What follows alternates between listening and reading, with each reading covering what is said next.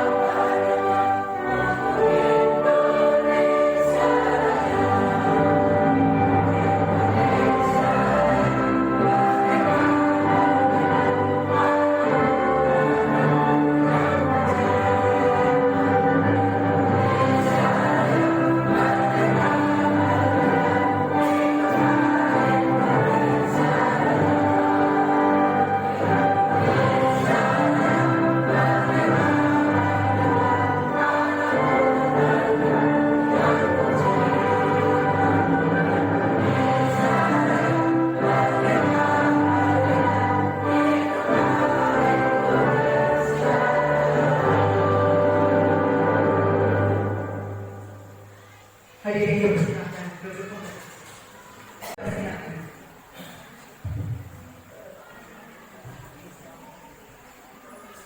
Assalamualaikum warahmatullahi wabarakatuh. Bismillah, alhamdulillah, wassalatu wassalamu ala rasulillah sayyidina wa nabiyyina Muhammad ibn Abdillah la haula wala quwwata illa billah. Yang sangat hormati Bapak Ibu guru serta staf TU karyawan SMK Negeri 2 Moro. Kami khusus kepada Bu Selis selaku calon guru penggerak yang sekarang melaksanakan aksi nyata dalam rangka untuk memenuhi kewajibannya melaksanakan pendidikan calon guru penggerak. Semoga kegiatan ini senantiasa diridhoi Allah Subhanahu wa taala. Amin.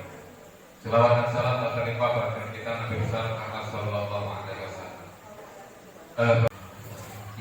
Iya, kepada kami dari jalan support lo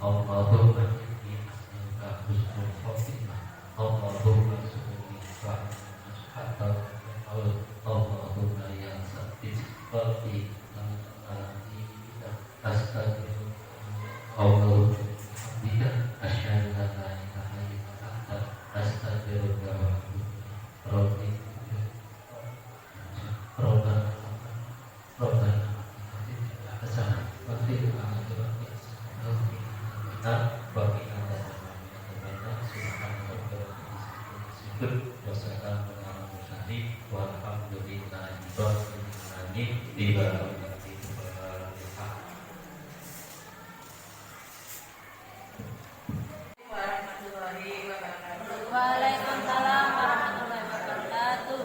Terima kasih waktu yang diberikan Bapak Ibu Guru SMP Negeri 2 Moro. Izinkan kami nama Suliswati SPB dari SMP Negeri 2 Moro melakukan pengibasan aksi nyata pengibasan tentang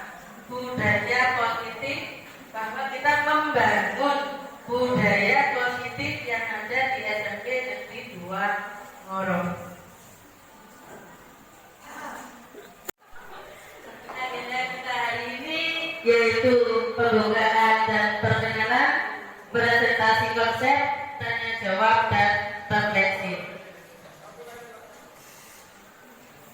Untuk pertanyaan pemantik, yang pertama yaitu lingkungan positif itu yang bagaimana sih? Pemantik kedua, nanti saya kirim di Padlet saja di SMP di 2 Ngoro. Yang kedua, mengapa perlu adanya budaya positif di SMP atau di sekolah kita? Yang ketiga, bagaimana sih sekolah yang Anda impikan, yang kita impikan bersama?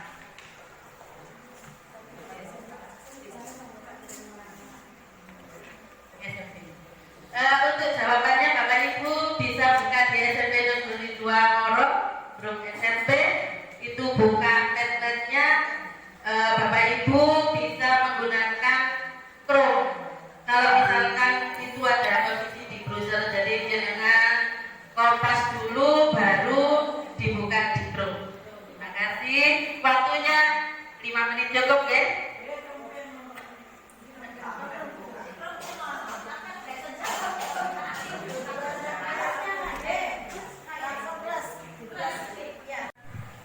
Bapak Ibu, ini jawaban dari Ibu Siti Aminah Rahayu. Lingkungan positif itu didukung dengan suasana yang nyaman oleh siswa atau siswi yang selalu aktif dalam pembelajaran. Hubungan antara semua pihak, siswa, guru, dan lain-lain saling memberikan komunikasi yang baik untuk meningkatkan anak didiknya. Kemudian sekolah impian yang Bu Yayu impikan yaitu sekolah yang mempunyai lingkungan yang nyaman. Oh iya.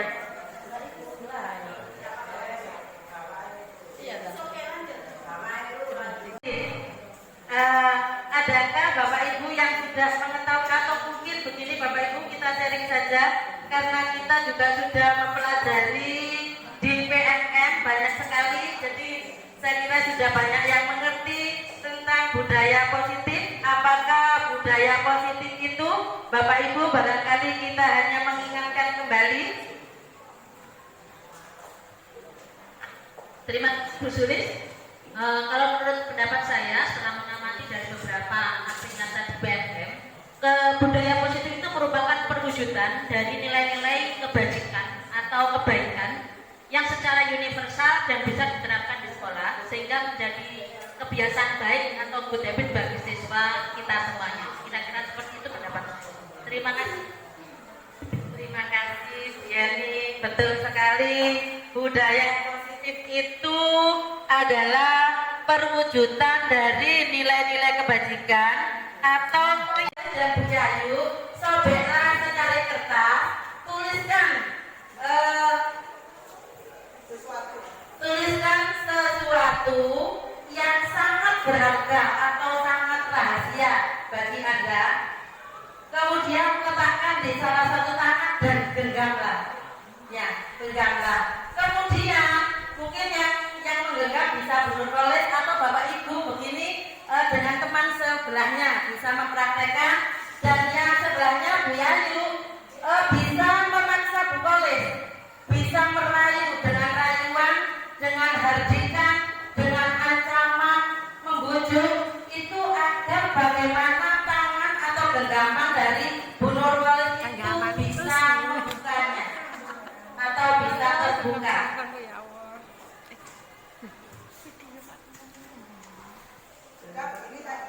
Ya, nanti Bu Yayu yang bagian merayu saja, Bu Yayu merayu Bu Kolis atau membentak, tidak hanya merayu, bisa membujuk, bisa merayu, menghardik, mengancam dan sebagainya. Apakah nanti Bu Kolis bisa menggenggam terus atau bisa memberikan rahasianya kepada panjenengan Bu Yayu? Jangan sekarang ya. Jangan sekarang. Lihat kami ada. Lihat kamu kan jadi biasa.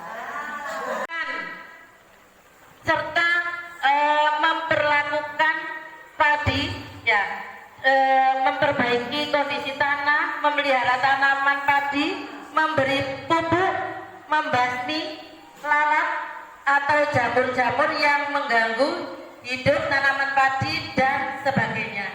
Ini menurut Ki Hajar Dewantara. Nah, sebagai seorang pendidik Bapak Ibu, kita seringkali dalam kenyataannya bahwa mendidik siswa itu kadang kalau kita anak ya, ini anak, didiklah anak itu sesuai dengan kodratnya, kodrat alam dan kodrat zamannya. Contoh padi petani tadi, kalau padi jangan dipaksakan dia menjadi jagung, juga jangan dirawat, jangan dipelihara seperti jagung.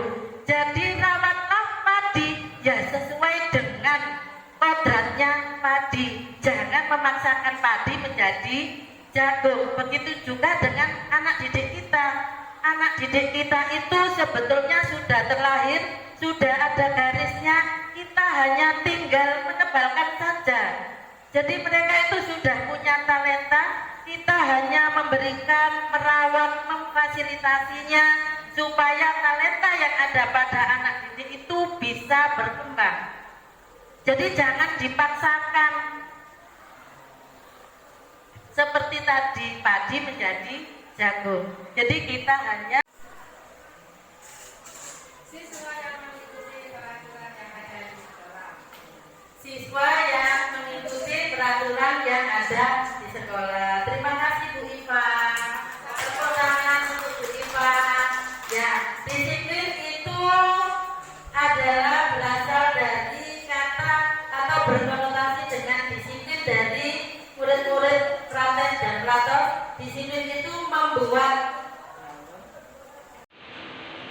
Baiklah Bapak Ibu, untuk teori motivasi perilaku manusia itu ada dua, yaitu eksternal dan internal.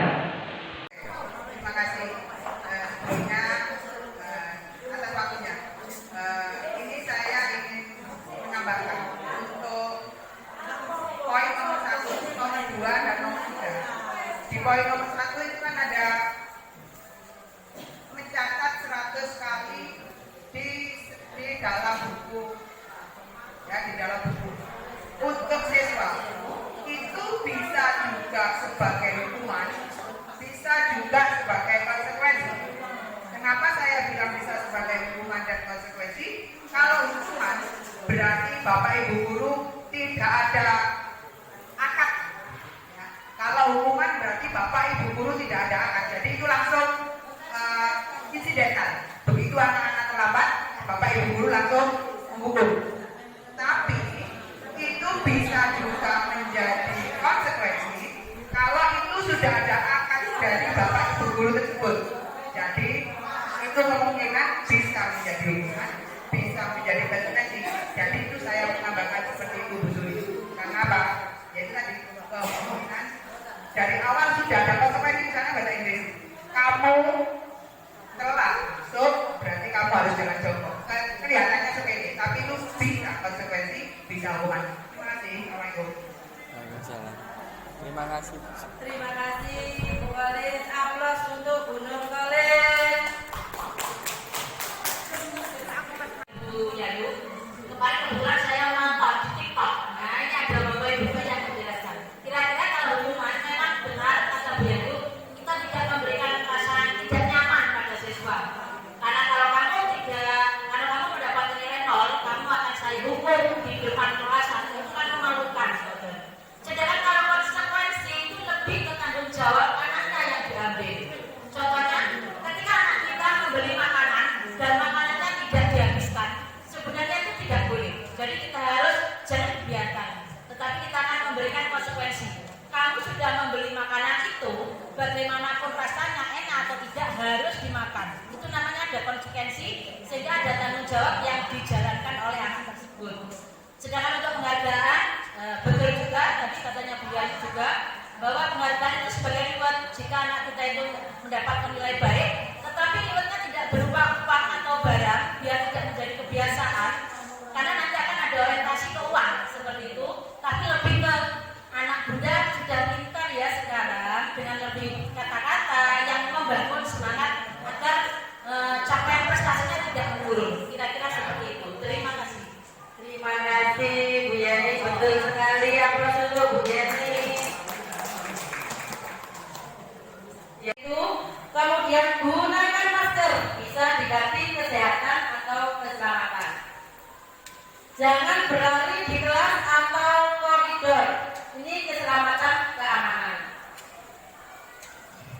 Lanjut. Ini yang sudah pernah saya lakukan. Jadi saya membagi, yang pertama itu saya membagikan kertas post-it kepada anak-anak. Di sini anak-anak itu menuliskan apa saja yang akan dibuat untuk kesepakatannya. Kemudian setelah ditulis ditempel di papan tulis. Jadi usulan-usulan anak-anak itu ditempel di papan. Kemudian ini kalimat-kalimatnya diganti yang kalimat yang positif. Langkah yang keempat, mengecek ulang apakah ada yang kata-katanya belum positif. Kemudian kalau sudah semuanya kita tulis di kertas manila, Bapak Ibu, di kertas manila seperti ini.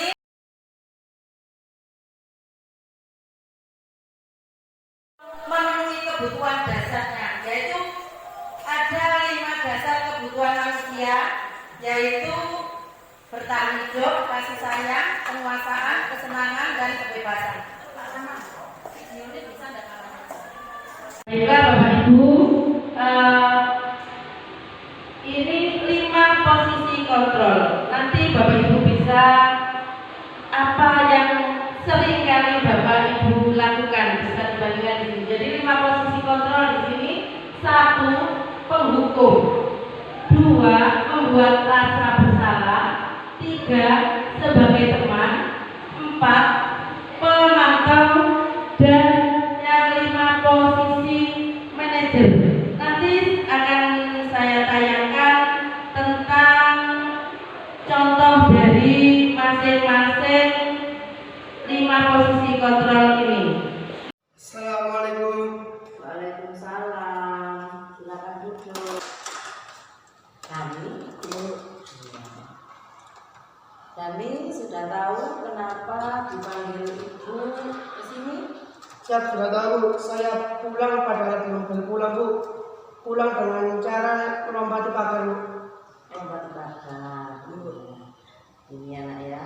Setiap orang itu pasti pernah berbuat salah. Tentunya Dani punya alasan tertentu. Kenapa Dani kok melakukan hal itu? Tidak ada kegiatan, Bu. Kegiatan ada kelas meeting, tidak kebagian kegiatan. Jadinya saya pulang saja tidur. Ingat dengan keyakinan kelas yang kita buat bersama-sama. Siap, saya masih ingat, Bu. Saya melanggar aturan nomor 3, yaitu melewati jalan yang benar. Yang dilakukan Dani kemarin? Melewati jalan yang salah, Bu. Saya melompati pagar, Bu. Alhamdulillah, Dani sudah menyadari kesalahannya Dani. Nah, untuk selanjutnya bagaimana Dani? Menjadi lebih disiplin, Bu. Mematuhi keyakinan kelas dan menghargai teman dan guru. Semoga apa yang dikatakan Dani bisa menerapkan untuk saat ini dan selanjutnya juga bisa diterapkan di rumahnya. Lebih disiplin, menghormati teman dan guru, juga mematuhi keyakinan kelas. Terima kasih, Dani bisa kembali ke kelasnya lagi. Waalaikumsalam. Dan mencoba melakukan menangani siswa dengan segitiga restitusi. Ya, untuk segitiga restitusi sendiri itu ada 3 langkah. Yang pertama, menstabilkan identitas. Yang kedua, validasi tindakan yang salah. Yang ketiga, menanyakan keyakinan kelas yang telah dibuat bersama-sama. Selamat siang dengan Yonaya. Ya, Yonaya, tahu kenapa dipanggil Ibu ke sini?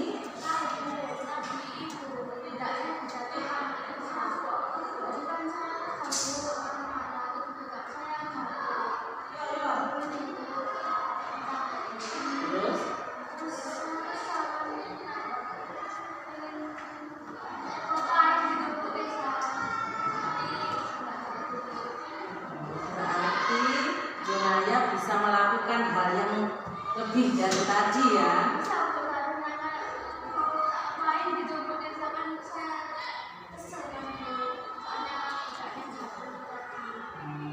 Masih ingat dengan keyakinan kelas yang pernah kita buat dan kita sepakati bersama? Coba apa? Sementara yang dilakukan Yonaya?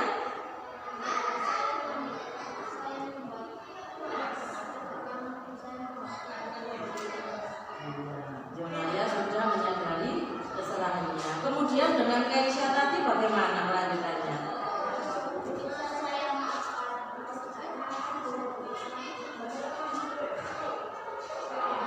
Alhamdulillah, berarti Keisha memaafkan. Berarti Yonaya memaafkan Keisha.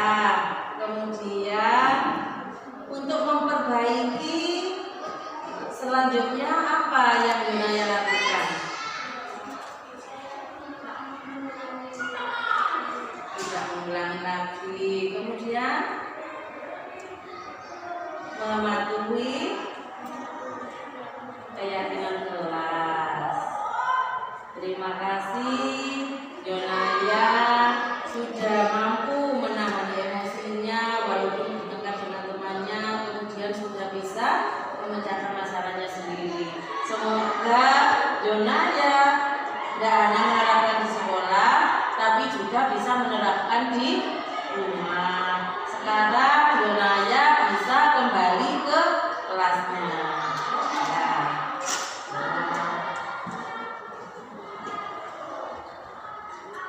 Kita akan membahas tentang salah satu program disiplin positif yang diterapkan di lingkungan sekolah yang dikenal dengan nama restitusi.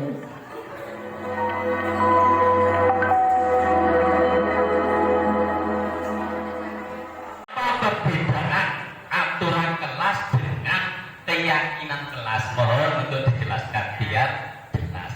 Matur suwun. Terima kasih Bapak Siva untuk pertanyaannya. Pertanyaannya Bapak Siva yaitu apa perbedaan peraturan atau kesepakatan kelas dengan keyakinan kelas, begitu ya Bapak? Nah, baiklah Bapak, untuk kesepakatan kelas atau peraturan kelas itu adalah kesepakatan yang kita buat bersama-sama antara murid dan guru. Dan untuk keyakinan kelas, nah dari kesepakatan itu yang ada nilai-nilai kebajikannya. Contohnya tadi sudah kami tampilkan, misalkan contoh kesepakatan kelas datang tepat waktu. Nah itu bisa diganti disiplin. Kemudian ada lagi setelah membaca buku ditaruh di rak kembali. Nah itu bisa diganti tanggung jawab. Seperti itu Bapak. Untuk refleksi Bapak Ibu, jadi nanti Bapak Ibu linknya saya kirim Padlet di SMP.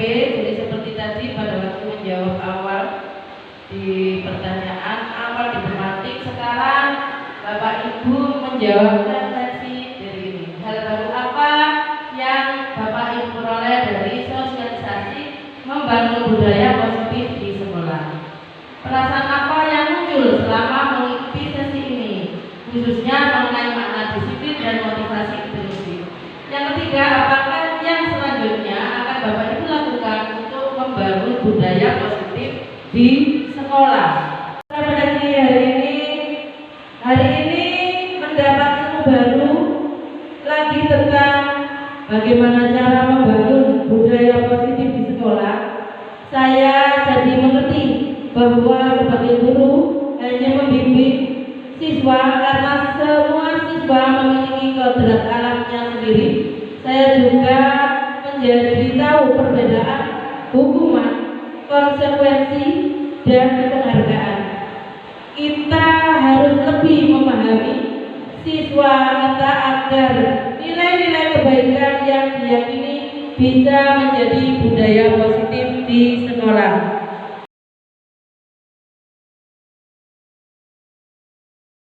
Bergerak, bergerak, bergerak.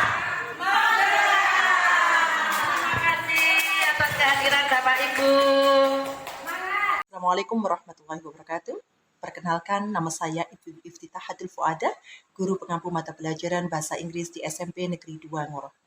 Setelah mendapatkan pengimbasan aksi nyata budaya positif yang telah disampaikan oleh Ibu Sulistiowati SPD, maka saya mendapatkan pengetahuan dan wawasan baru dan berupaya menerapkan di lingkungan sekolah kami.